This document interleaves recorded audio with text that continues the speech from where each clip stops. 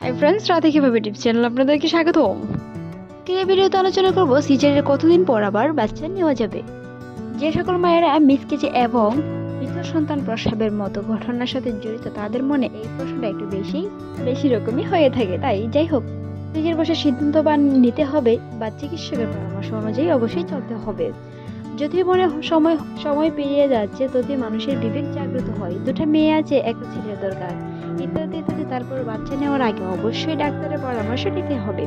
বিশেষ করে আপনার যদি আগে সিজার হয়ে থাকে, প্রিয় দর্শক, সিজারের কতদিন পর বাচ্চা নিতে পারবেন আজকের এই ভিডিওতে এটাই তুলে ধরবো। তো কথা না বাড়িয়ে চলুন মূল আলোচনায়। আশা করছি ভিডিওটি সম্পূর্ণ দেখবেন।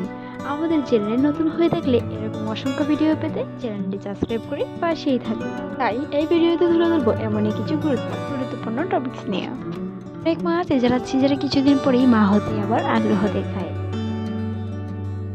হিসাব যুক্তির মাধ্যমে যেগুলো দেখায় তার মধ্যে উল্লেখযোগ্য হলো দুটি মেয়ে সন্তান আছে, তাই একটি ছেলে সন্তানের দরকার বা ছেলে সন্তান নিতে চাই। বেশি বয়সে বিয়ে করেছে এমনও কিছু কুসংস্কার কিংবা কুপ্রশ্ন মনে জাগে।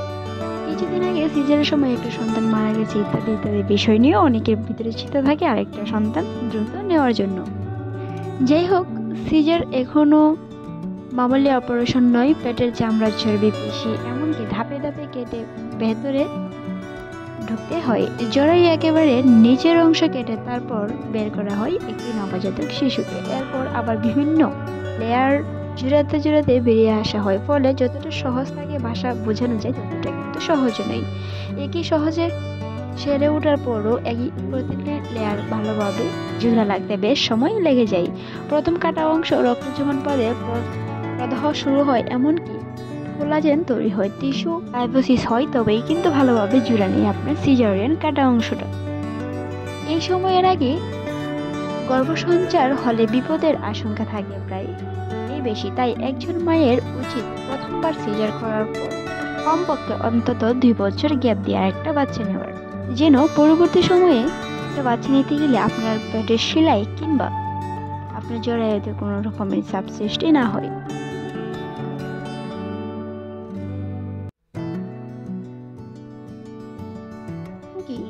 জরায়ু ও পেটের কাটা অংশ ভালোভাবে জোড়া লেগে শক্ত হয়ে ফিরে আসার আগ পর্যন্ত অবশ্যই অপেক্ষা করতে হবে।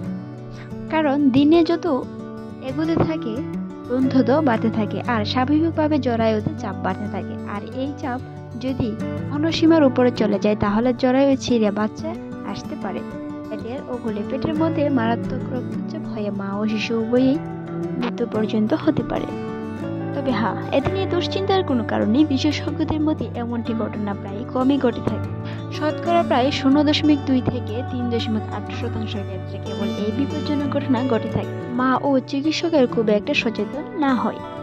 সুতরাং এক কথায় বলতে গেলে 2 বছরের কমপক্ষে একটি শিশু একজন সিজারিয়ান মায়ের না নেওয়াই ভালো, যেটা বিপদের আশঙ্কাও অনেকটাই কম থাকে। জেনে নেওয়া যাক দ্বিতীয়বার প্রসবের ক্ষেত্রে আপনার কি কি সমস্যা হতে পারে।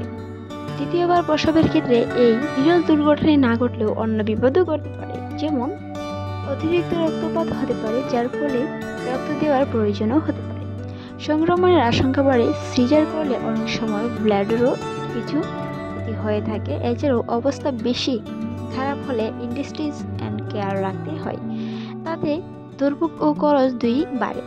অনেক সময় প্লাসেন্টা ও জরায়ুর দেওয়ালের মধ্যে একজন ঢুকে থাকে। এ প্রসবের পর তাকে আলাদা করা খুবই কঠিন হয়ে যায়, যাকে বলা হয় পিএস বা প্লাসেন্টা রেট বা স্যাম্পল। ফলে প্রচুর রক্তপাত হয়ে থাকে। অনেক সময় জরায়ু বাদ না দিলে মায়ের মৃত্যু পর্যন্ত হতে পারে।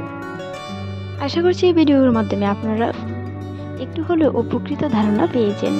ভিডিওটি ভালো লাগলে সাবস্ক্রাইব করে পাশেই থাকুন। এতক্ষণ দেখার জন্য ধন্যবাদ।